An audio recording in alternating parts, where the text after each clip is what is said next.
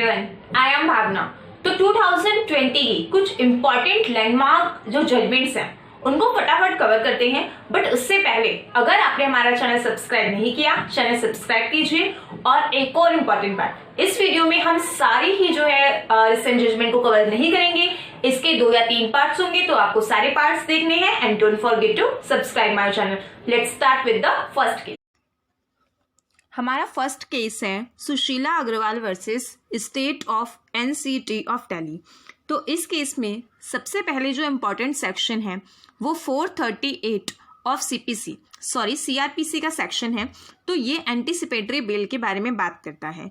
और इस केस में protection under anticipatory bail should not be fixed for limited period. इसके बारे में बात की गई है कि यानी कि जो एंटीसिपेटरी बेल है वो इसमें जो लिमिटेड पीरियड के लिए नहीं होनी चाहिए।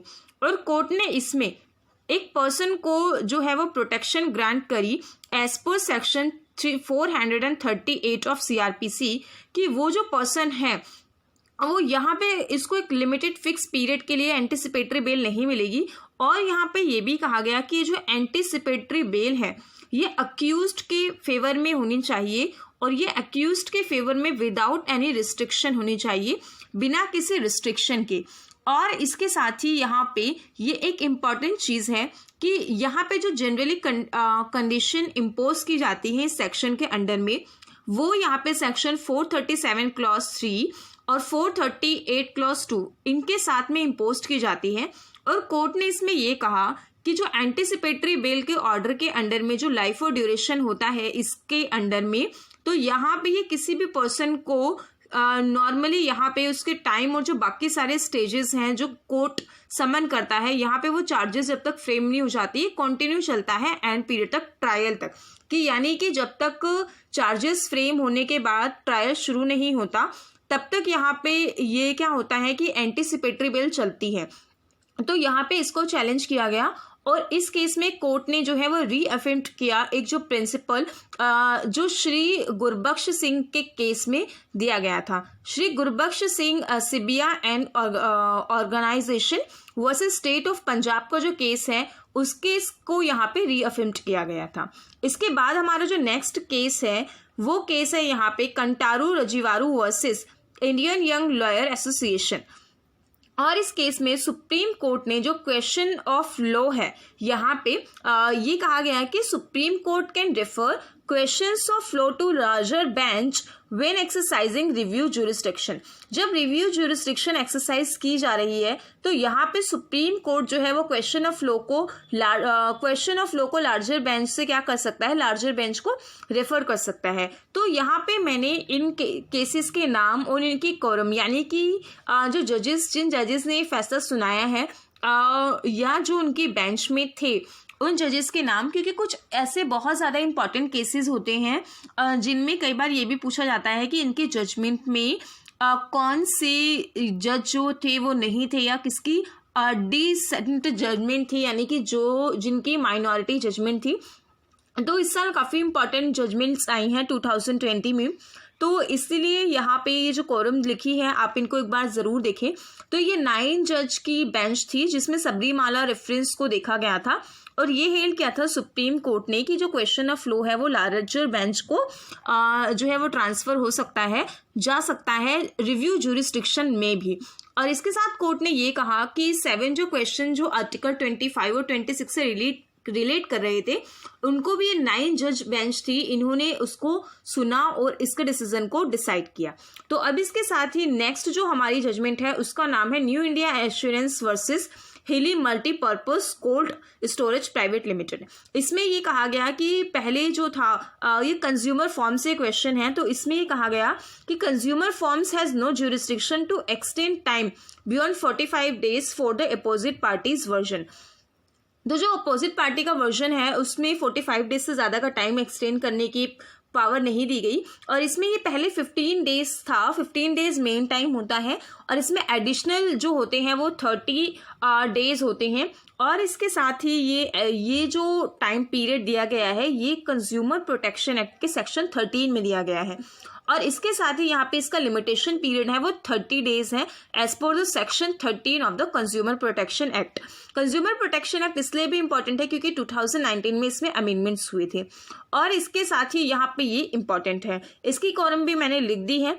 अब इसके साथ ही यहाँ पे नेक्स्ट जो केस है इसका नाम है इंदौर डेवलपमेंट अथॉरिटी वर्सेस मनोहर।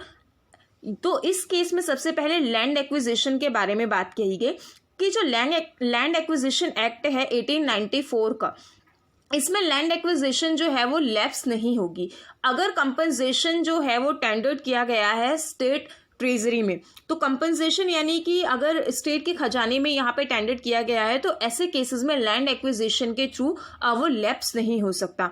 और ये जो इसकी जजमेंट बहुत ज़्यादा है क्योंकि ये जो है इसे टॉप कोर्ट ने, जो हमारी सुप्रीम कोर्ट है, उसने हेल्ड किया है कि लैंड एक्विजिशन जो कि पुराना लॉ था, इसको अगर हम देखते हैं तो it will deem to have lapsed. ये सिर्फ तब लैप्स्ड हो सकती थी जब गवर्नमेंट अथॉरिटीज़ क्या हो, वो फेल हो जाए उसका पोजीशन लेने में और कंपनसेशन को पे करने में। तो इसके साथ ही नेक्स्ट जो हमारी जजमेंट है, नेक्स्ट जजमेंट का नाम है यहाँ पे पांडुरंग गणपति वर्सेस विश्वास राव पाटिल।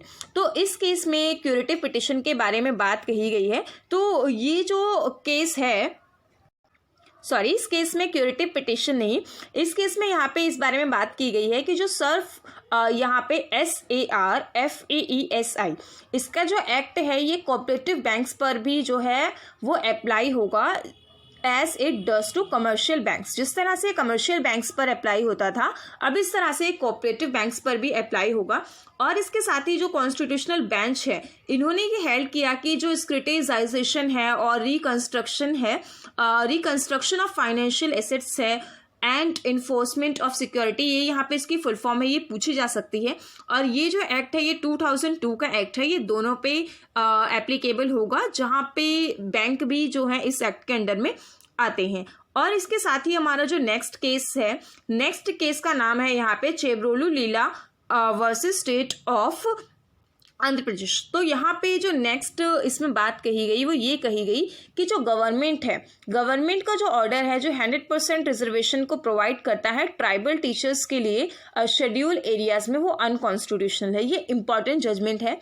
तो इस वीडियो में हम इस वीडियो में हम सभी जो 2020 की इंपॉर्टेंट जजमेंट्स में से भी ये जो वीडियो है ये 2-3 पार्ट्स में आएगी, तो आपको सारे पार्ट देखने हैं। तो इसमें इस केस में कोर्ट ने ये हेल्ड किया कि 10 जनवरी 2000 को यहाँ पे इशू किया गया था कि स्टेट ऑफ जो आंध्र प्रदेश है ये 100% रिजर्वेशन प्रोवाइड करेगा शेड्यूल ट्राइब्स को। तो शेड्यूल ट्राइब्स को और टीचर्स के पोस्ट के लिए जो स्कूल यहाँ पे शेड्यूल एरियाज में आते हैं, इसको अनकॉन्स्टिट्यूशनल बताया गया। अब इसके साथ ही यहाँ पे जो नेक्स्ट केस है इसका नाम है Mukesh Singh versus state narcotic branch of Delhi. तो यहाँ पे ये अगेन 2020 का केस है। इस केस में ये कहा गया कि अक्यूज्ड जो इस एक्ट के अंदर में आता है नारकोटिक्स ड्रग्स वाले केस में, तो NDPS एक्ट में वो एंटाइटल नहीं है एक्विटल के लिए, सिर्फ इस बेसिस पे कि इन्फॉर्मेंट वाज इन्वेस्टिगेशन ऑफिसर। अगर इन्फॉर्मेंट जो है इन्वेस्टिगेशन ऑफिसर है तो भी। तो यहाँ पे इसकी जो बेंच है ये इंपॉर्टेंट है। NDPS से रिलेटेड क्वेश्चन इंपॉर्टेंट है, इस साल आने के चांसेस हैं क्योंकि 2020 में ये बहुत ज़्यादा ही चर्चा का विषय रहा है। रिया चक्रवर्ती, सुशांत सिंह राजपूत, इनकी वजह से बहुत ज़्यादा ये एक्ट जो है वो यूज़ हुआ है। इससे रिलेटेड जितने भी एक्ट हैं, तो यहाँ पे ये जो नारकोटिक ड्रग्स एंड जो साइकोट्रॉफिक सब्सटेंस एक्ट है ये 1985 का है। ये भी इम्पॉर्टेंट है कि कौन से साल का है। इसमें ये कहा गया है कि इस एक्ट के थ्रू जो है यहाँ पे एक्विटल एंटाइटल नहीं है ब्लैंकेट रूल के लिए, मेयरली सिर्फ इसलिए कि कंप्लेनेंट जो है वो इन्वेस्टिगेशन ऑफिसर है। तो इसके साथ ही यहाँ पे जो हमारा नेक्स्ट केस है, इस केस का नाम है Tamil Nadu medical officers association versus union of India. तो यहाँ पे इस केस में बेसिकली ये कहा गया कि स्टेट जो कि MCI, यहाँ पे अगर हम MCI की बात कर रहे हैं तो वो मेडिकल काउंसिल ऑफ इंडिया है। तो कॉन्स्टिट्यूशन बेंच जो है वो ये हेल्ड करती है कि MCI के पास ऐसी कोई भी पावर नहीं है कि वो किसी भी रिजर्वेशन को, यहाँ पे जो रिजर्वेशन की हम बात कर रहे हैं वो सर्विस कैंडिडेट की बात कर रहे हैं जो पोस्ट ग्रेजुएट यहाँ पे मेडिकल कोर्सेज में एडमिशन लेते हैं। तो यहाँ पे सिर्फ स्टेट इस चीज़ को अलाउड कर सकता है कि रिजर्वेशन का बेनिफिट जो है वो किन को मिलेगा, और यहाँ पे ये जो सर्विसेज यहाँ पे हैं वो किनको मिलेगा, वो नीट PG कोर्सेज के लिए कहा गया। तो इसके साथ ही यहाँ पे नेक्स्ट जो हमारा केस है ये कॉन्स्टिट्यूशनल लॉ से रिलेटेड केस है, कश्मीर का लॉकडाउन से रिलेटेड। इस केस का नाम है Anuradha Bhasin versus union of India. It is also important case. तो इसमें ये कहा गया था कि suspension of internet should not be for indefinite period and must follow a proportionality test. तो यहाँ पे जो इंटरनेट का सस्पेंशन है ये इंडेफिनेट पीरियड के लिए नहीं किया जाना चाहिए, और इसके साथ ही इससे रिलेटेड जितने भी प्रोपोर्शनैलिटी टेस्ट हैं उनको फॉलो किया जाना चाहिए।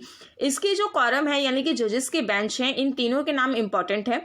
तो इसके साथ ही कोर्ट ने इस बात पे कहा कि जो फ्रीडम ऑफ स्पीच और एक्सप्रेशन है, और इसके साथ ही freedom to carry on any trade, business and occupation over the medium of internet, ये हर किसी का कॉन्स्टिट्यूशनल राइट है as per article 19 clause 1 clause G। तो जिसमें यहाँ पे इंटरनेट को सस्पेंड कर देना और एक रीजनेबल टाइम ड्यूरेशन और पीरियड के लिए सब कुछ रिव्यू करके जो है इंटरनेट को सस्पेंड किया जा सकता है। जैसे अभी दिल्ली में यहाँ पे अभी थोड़े टाइम पे इंडिपेंडेंस डे पे जो भी यहाँ पे काफ़ी प्रॉब्लम्स हुई थी, काफ़ी सारे दंगे हुए थे, तो इसमें इंटरनेट को बंद किया गया था बट रीजनेबल टाइम के लिए, ये ठीक है। बट यहाँ पे जो प्रोहिबिटरी ऑर्डर अगर आता है सेक्शन 144 ऑफ CRPC के थ्रू, तो ये इम्पोज नहीं कर सकता है suppression legitimate expression of opinion, और यहाँ पे ज़्यादा टाइम के लिए आप इसको ये इंडेफिनेट पीरियड के लिए जो इंटरनेट है उसको सस्पेंड नहीं कर सकते। तो इसके साथ ही हमारा जो नेक्स्ट केस है इसका नाम है यहाँ पे Prabhakar Malik versus state of Orissa. तो इस केस में यहाँ पे adequacy of representation inherent for reservation in promotional post, इसको एग्जामाइन किया गया कि जो प्रमोशनल पोस्ट होती हैं उसमें किस तरह से रिजर्वेशन जो है उसकी रिप्रेजेंटेशन होती है। तो यहाँ पे जो कोर्ट यहाँ पे फॉलो करते हैं, एक केस का नाम मैं बता रही हूँ, आप उसको लिख लीजिए या तो इसको ध्यान में रखिएगा, Nagaraj versus union of India. इस केस के जजमेंट को यहाँ पे इन्होंने फॉलो किया और इसको रिट्वीट करते हुए कहा कि स्टेट जो है, स्टेट वो बाउंड नहीं है रिजर्वेशन देने के लिए SC और ST कैटेगरी के लिए प्रमोशन में reservation, I am talking about promotion में रजिस्ट्रेशन, क्योंकि सॉरी प्रमोशन में रिजर्वेशन। तो इसके साथ ही जिस तरीके से रिजर्वेशन अगर हम देखते हैं तो जनरली रिजर्वेशन जो है वो यहाँ पे कॉन्स्टिट्यूशनल है, कॉन्स्टिट्यूशन के बेसिस पर है, बट जो प्रमोशन की बात करें तो वो उसको स्टेट की मर्जी है वो देना चाहे या नहीं देना चाहे। तो आज की वीडियो में इतना ही। नेक्स्ट पार्ट में हम इसके बाकी के जितने भी केसेस हैं उनको कवर करने की कोशिश करेंगे। Stay tuned with us and see you in the next video. Thank you.